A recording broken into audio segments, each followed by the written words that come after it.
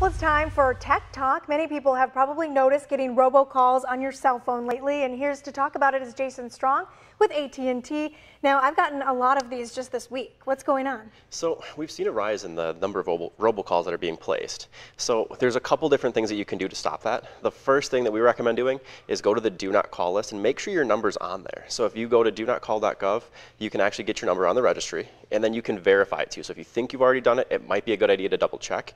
One of the things that I noticed is that when you put your number on there, you have to put an email address. So they're not collecting email addresses just for fun, but they're sending out a verification saying that yes, indeed, I do want this number on there. So if you didn't reply to or verify through that email that they send you, your number might not have been added.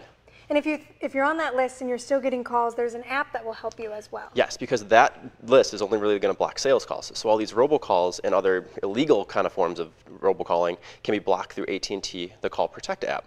So what this does is we have data scientists, and they go through like 1.5 billion calls a day, and they try to pinpoint which ones are fraudulent or like spam calls. And what this app does then is it'll actually automatically block some of those calls from coming in.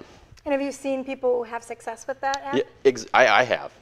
There is actually a list then that it shows you of all the ones that they've blocked. And you can even, if you see one come through that kind of snuck through, you can block it yourself through that app as well. Oh, that's really cool.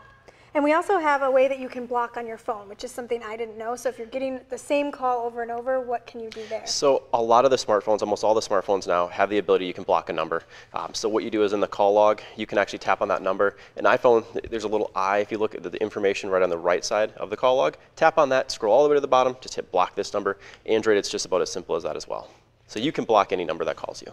And it's something that with the AT&T app, the national registry to block the robocalls, and then also blocking on your own phone. Is there any way that these can still get through that you should just...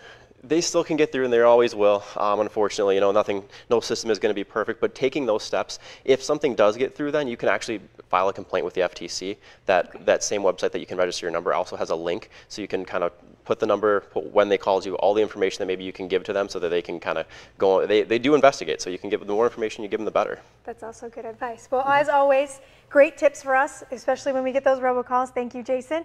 And for more information about robocalls and what you can do, we have all the tips that he gave us on our website, NBC26.com. Just click on this story.